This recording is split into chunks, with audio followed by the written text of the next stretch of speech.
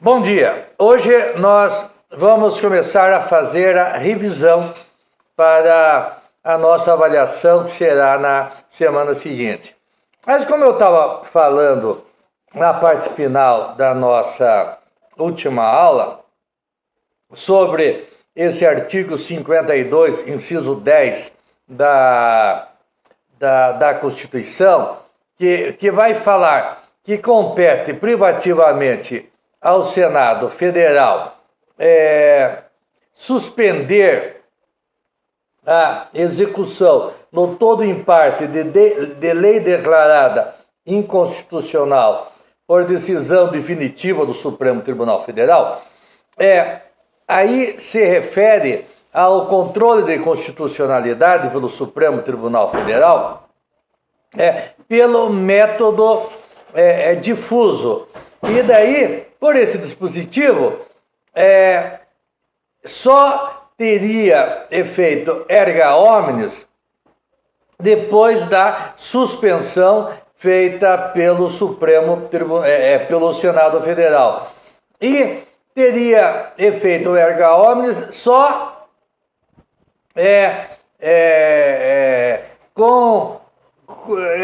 com efeito ex nunc, ou seja, a partir desse ato do Senado Federal. E aí ficaria uma coisa esquisita. Para uns teria efeito ex tunc e para outros teria efeito ex nunc. Então esse dispositivo hoje é muito questionado e, segundo alguns ministros, até o ministro Gilmar Mendes, diz que a respeito houve uma alteração pela prática, houve a chamada mutação constitucional, ou seja, continua escrito isso na Constituição, mas não tem mais lógica, não deve mais prevalecer. Todavia, se num concurso cair essa questão, as decisões definitivas do Supremo Tribunal Federal, em casos concretos, digamos, através do recurso extraordinário, ou em qualquer outro caso concreto, onde haja o controle pelo Supremo da inconstitucionalidade da lei ou do ato normativo, pelo método difuso, essa decisão adquire eficácia erga omnes por força de resolução do Senado Federal. Nós vamos dizer que sim, para responder uma questão, não é objetiva. Mas, se formos responder de uma forma subjetiva, nós podemos falar, inclusive, que a respeito houve uma mutação constitucional. Apesar de estar escrito isso ali, não mais deve ser considerado isso eficaz. Até porque nós estudamos que para que haja o julgamento do recurso extraordinário, há de se demonstrar a repercussão geral. Bem, se há de demonstrar a repercussão geral, é natural que aquela decisão do Supremo, tenha uma eficácia erga omnes. Mas muito bem. Hoje, então, nós faremos a nossa revisãozinha. Nós devemos falar sobre a ação popular, sobre o mandado de injunção, o habeas data e a ação civil pública. Então vamos começar, claro, pelo começo. Ação popular, artigo 5º, inciso 73. É o que diz lá a Constituição. Deixa eu só localizar aqui também a lei que trata da ação popular, que é a lei 1400 Lei 4.717, de 29 de junho de 1965. Muito bem. Então, começamos pela Constituição. Qualquer cidadão é parte legítima. Só o cidadão é parte legítima para propor ação popular. E qual o cidadão? O cidadão que é eleitor. O cidadão que está com seus direitos políticos em dia. Porque pode ser eleitor e está com os seus direitos políticos suspensos. Tem que ser eleitor e estar com os seus direitos políticos em dia. Pode o Ministério Público federal, estadual, entrar com ação popular? A gente viu que não pode eles entrarem com ação popular, mas só recordando lá o artigo 9º da Lei 4.717, daí vai dizer: se o autor desistir da ação ou der motivo à absolvição de instância, serão publicados os editais, ficando assegurado a qualquer cidadão, bem como ao representante do Ministério Público, promover o prosseguimento da ação. Então, o Ministério Público pode entrar com a ação? Não, não pode. Mas ele pode ser autor da ação? Na continuidade ele pode ser autor da ação. Ao dar prosseguimento à ação, diante da desistência da ação ou abandono por parte daquele cidadão que entrou com a ação, o Ministério Público pode daí assumir a condição do autor para prosseguir com a ação, mas propor originariamente não pode. Então, qualquer cidadão é parte legítima para propor a ação popular, que vise anular ato lesivo ao patrimônio público. E daí nós vimos também lá na lei que trata da ação popular, que os atos lesivos, deixa eu achar aqui, os atos lesivos ao patrimônio público, eles são muitos. Daí estão elencados, se vocês abrirem lá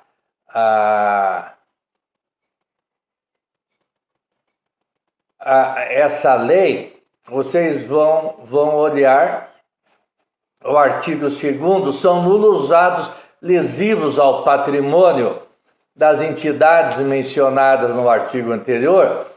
O artigo anterior, ele vai falar que qualquer ato lesivo ao patrimônio da União, do Distrito Federal, dos estados, dos municípios, de entidades autárquicas, a sociedade de economia mista, de sociedade mútuas de seguro, nas quais a União representa os segurados ausentes, de empresas públicas. Bem, ali vão enumerar todas as entidades onde tem dinheiro público.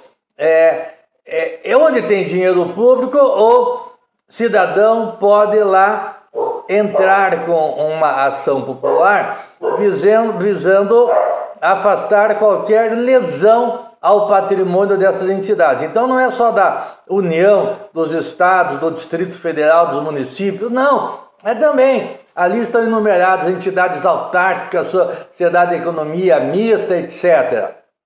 E o parágrafo primeiro já vai dizer: considera-se patrimônio público os bens e direitos de valor econômico, artístico, estético, histórico ou turístico. Então, patrimônio público não é só valor econômico, não. É também valor artístico, estético, histórico ou turístico. Bem, Então, continua o artigo da Constituição. Qualquer cidadão é parte legítima para propor ação popular que vise anular ato lesivo ao patrimônio público, que, repito, pode ser econômico, artístico, estético, histórico, etc., ou de entidade de que o Estado participe. As entidades que o Estado participa podem ser, então, entidade autárquica, sociedade de economia mista, sociedade mútuas de seguro, empresas públicas, serviços sociais autônomos, instituições ou fundações para cuja criação ou custeio o Tesouro Público haja concorrido ou concorra com mais de 50% do patrimônio ou da receita ânua, de empresas incorporadas ao patrimônio da União, do Distrito Federal, dos estados, dos municípios e quaisquer pessoas jurídicas ou entidades subvencionadas pelos cofres públicos. Em resumo aonde tem dinheiro público, aí o cidadão pode usar a ação popular para evitar uma lesão ao dinheiro público. Não interessa aonde ele esteja, desde que seja um dinheiro público. Bem, então qualquer cidadão é parte legítima para propor ação popular que vise anular ato lesivo ao patrimônio público ou de entidade que o Estado participe, e daí vai incluir mais. A moralidade administrativa, daí dissemos, o ato pode ser legal, mas pode ser imoral, e aí cabe também a ação popular. Ao meio ambiente, o meio ambiente ele é também protegido pela ação popular, como pela ação civil pública, né? Nós já falamos. E aqui ele vai ainda deixar bem claro, e é o patrimônio histórico e cultural, ficando o autor da ação, salvo comprovada má-fé, isento das custas judiciais e do ônus da sucumbência. Ou seja, mesmo que o autor perca a ação, ele não será condenado a pagar as custas e nem os honorários da parte contrária, a não ser que esteja utilizando a ação popular com má fé, não é? E daí vimos, então, o artigo 2º, são também considerados nulos os atos lesivos ao patrimônio das entidades mencionadas no artigo anterior, nos casos de incompetência. Quem praticou o ato não tinha competência para fazê-lo, né? Vício de forma. Em direito público, né, direito administrativo, tudo tem que seguir uma determinada norma, uma determinada forma. Ilegalidade do objeto, claro, fazer um contrato administrativo que tenha por objeto coisas ilegais, não é? Inexistência de motivos, ou seja, todo ato deve ser motivado, e desvio de finalidade. Tudo aquilo que foi criado para um determinado fim, ou funcionário para desempenhar determinado cargo, sendo deslocado para outras atividades, haverá o que nós chamamos de desvio de finalidade. Todas essas hipóteses também são considerados atos nulos. Lá no artigo 4º ele vai falar também de outras espécies de nulidade, a admissão ao serviço público remunerado de alguém com desobediência quanto às condições de habilitação e às normas legais, as operações bancárias, quando são consideradas lesivas ao patrimônio público, a empreitada, a tarefa e a concessão de serviço público. Bem, então ali vem a enumeração de tudo que, em princípio, pode ser considerado lesivo ao patrimônio público.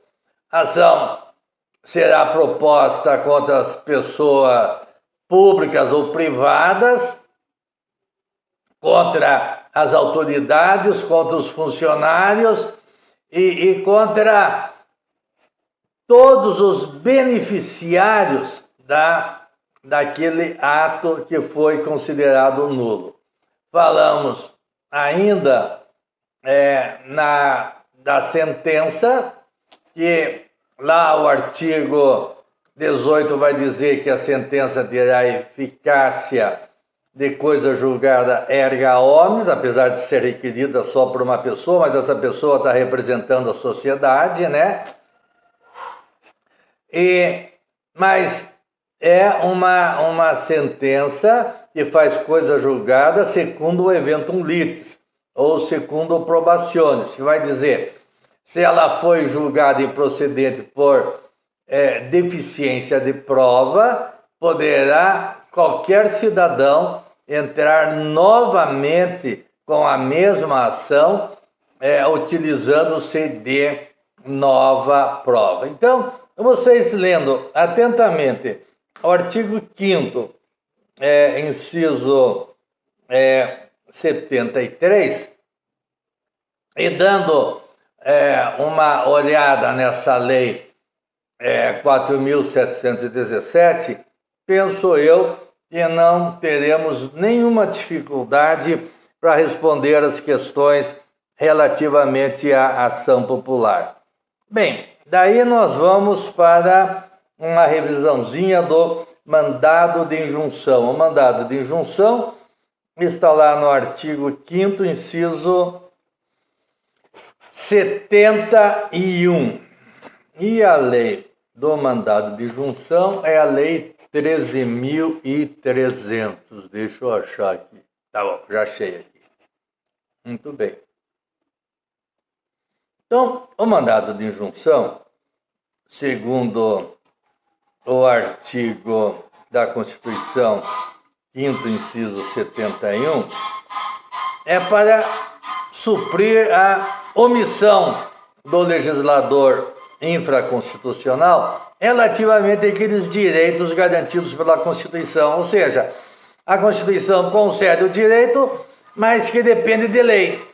É uma norma de eficácia limitada, depende de lei do legislador infraconstitucional. O legislador infraconstitucional não faz essa lei, a pessoa tem o direito pela Constituição, mas não pode exigir o seu direito por ausência de lei, que deveria ter sido feita pelo legislador infraconstitucional. Então, o mandado de injunção é para normas constitucionais de eficácia limitada. Essas normas de eficácia limitada é que precisam de lei infraconstitucional para serem exigíveis, porque a norma de eficácia plena, eficácia contida ou reduzível, não precisam de lei infraconstitucional para serem exigíveis. Eu posso invocar diretamente o texto constitucional para o exercício daqueles direitos. Bem, mas diz então o artigo 5º, 71, consider-se-á da Constituição mandado de injunção sempre que a falta de norma regulamentadora torne inviável o exercício dos direitos e liberdades constitucionais e das prerrogativas inerentes à nacionalidade, à soberania e à cidadania. Então, são normas de eficácia limitada. Então, o mandado de injunção só é cabível, porque só é necessário quando se trata de norma constitucional de eficácia limitada. E o mandado de injunção, ele pode ser interposto por uma pessoa, por uma classe de pessoas ou em relação a todos, não é? Por isso que o artigo 9º vai dizer que a decisão terá eficácia subjetiva limitada às partes, ou seja, eficácia inter partes, só em relação aquele que impetrou, não é? Mas ele pode ser conferido com eficácia ultra partes, por exemplo, os bombeiros. Então, se constitui uma classe. Então, ele pode ter eficácia em relação a um só bombeiro, interpartes, ou a todos os bombeiros. Aí terá eficácia que nós chamamos de ultrapartes. Ou erga omnes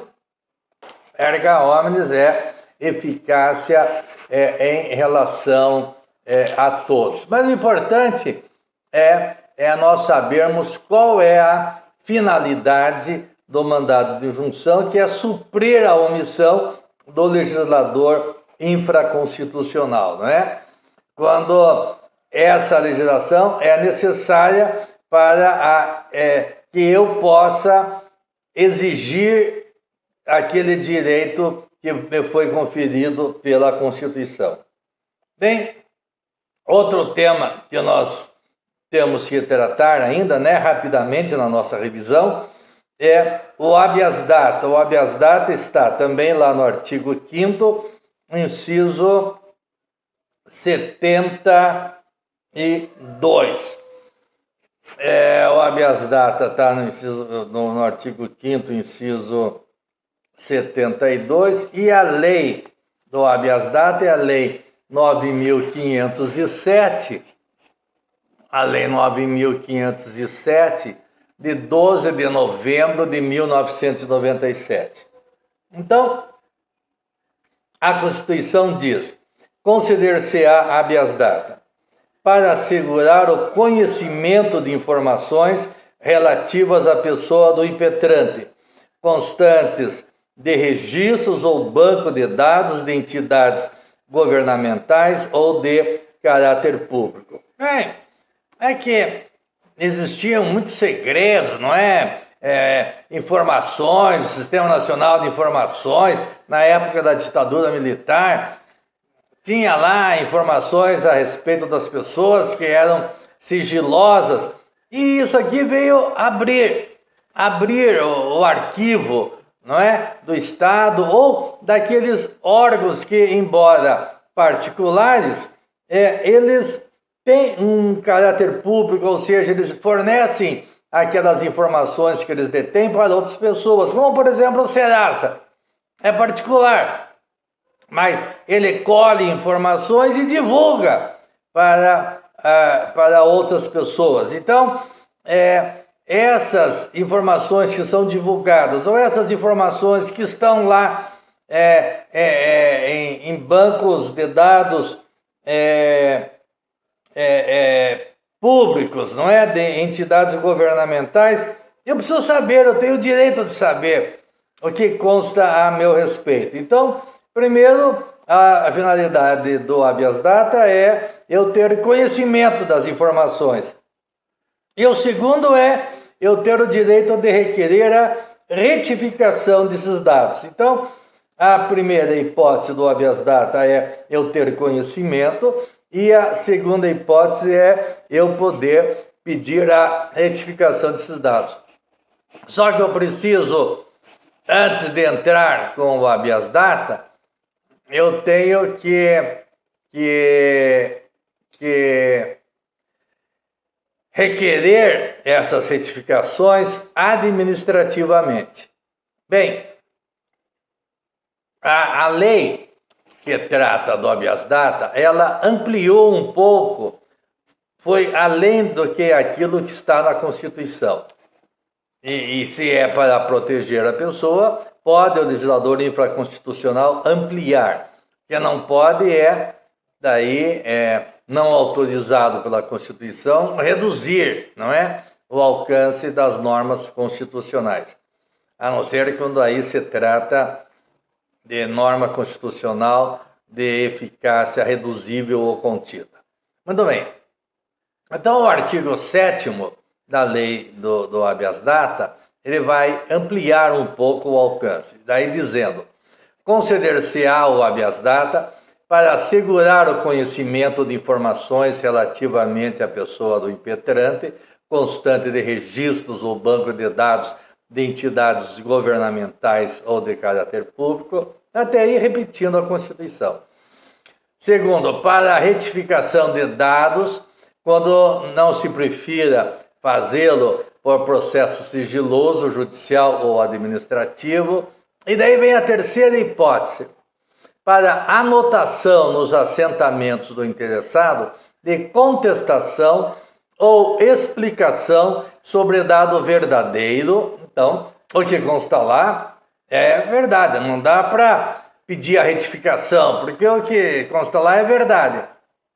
Mas que ele está sendo discutido judicial, em pendência judicial ou até em pendência amigável. Então vai dizer no inciso 3º, para anotação nos assentamentos do interessado de contestação ou explicação sobre dado verdadeiro, mas justificável e que esteja sob pendência judicial ou amigável. Então, a Constituição, ela prevê o habeas data para conhecimento da informação e para retificação de dados.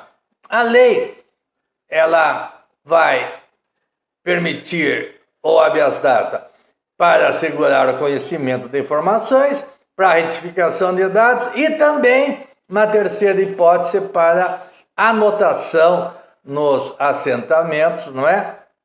Da existência de contestação ou explicação sobre aquele dado. O habeas corpus, o habeas data, desculpe, é uma ação personalíssima, só pode ser requerido pela pessoa, né? Precisa de advogado, e só tem uma hipótese, quando a pessoa já faleceu, aí poderá requerer o seu cônjuge ou seus descendentes, não é? Mas, em princípio, é só a pessoa que pode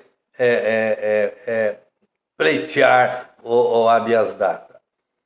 E daí, finalmente, nós temos a ação civil pública, que é a Lei 7.347. Então, a ação civil pública, a primeira coisa que nós temos que ver da ação civil pública é que ela pode ser usada para atender temas que também podem ser atendidos pela ação popular, como, por exemplo, direito ao meio ambiente. Então, diz o artigo 1º, regem-se pelas disposições desta lei, sem prejuízo da ação popular, ou seja, isso também ali, quando for o caso, cabe a ação popular, não é? As ações de responsabilidade por danos morais, veja bem, tem danos morais e danos patrimoniais causados. Daí vem lá a enumeração ao meio ambiente, ao consumidor, a bens de direito de valor artístico, estético, histórico, turístico, paisagístico, e vai embora. A qualquer outro interesse difuso ou coletivo, por infração da ordem econômica, a ordem urbanística, a honra e a dignidade de grupos raciais, étnicos ou religiosos, ao patrimônio público e social. Bem, e ali vai enumerando todos os bens que podem ser protegidos através da ação popular. Falamos do absurdo do parágrafo único, que quando a ação popular, desculpe, ação civil pública, agora estou falando só da ação civil pública. A ação civil pública funciona em relação ao governo relativamente a tributos ou FGTS, daí se proíbe. Então, não será cabível a ação popular para veicular pretensões que envolvam tributos. Então, qualquer tributo, IPTU, imposto de renda, ICMS, isso aí, esse artigo, digamos, do IPTU é inconstitucional, vamos entrar com uma ação civil pública. Não pode, cada um tem que entrar individualmente. Para dificultar, né? Bem, daí nós sabemos das peculiaridades da ação popular. Vamos lá só rever quem pode tem legitimidade, né? O Ministério Público, está lá no artigo 5º, a Defensoria Pública, a União, os Estados, o Distrito Federal e os municípios, a autarquia, a empresa pública, a fundação, ou sociedade de economia mista e aquelas associações que preencham os requisitos ali enumerados nas alíneas do inciso 5º. Então, só dar uma olhadinha nesse artigo 5º, que nós não teremos nenhum tipo de dificuldade também para relembrar quem são os legitimados. Falamos também da TAC, né, do termo de ajustamento de conduta, que a empresa, né, o requerido lá, pode pedir, não é, se comprometer a mudar o seu comportamento em relação a determinada forma que está agredindo qualquer um daqueles bens enumerados lá no artigo 1º. Esse termo de ajustamento de conduta, nós já dissemos, tem natureza de título executivo ou extrajudicial. E daí, de interessante, de diferente, nós temos o inquérito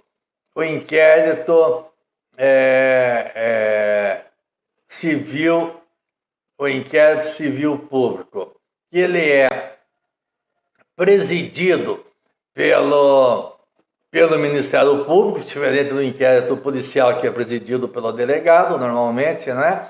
O inquérito civil é presidido pelo Ministério Público e também, diferentemente do inquérito policial, que é mandado arquivar pelo juiz, aqui o próprio Ministério Público promove o arquivamento, mas esse arquivamento só se torna definitivo quando o Ministério Público encaminhar as peças lá para o Conselho Superior do Ministério Público e o Conselho Superior do Ministério Público homologar aquela promoção de arquivamento. Se não homologar, o Conselho Superior do Ministério Público designa daí, né, outra pessoa para outro representante do Ministério Público para promover, então, a ação civil pública.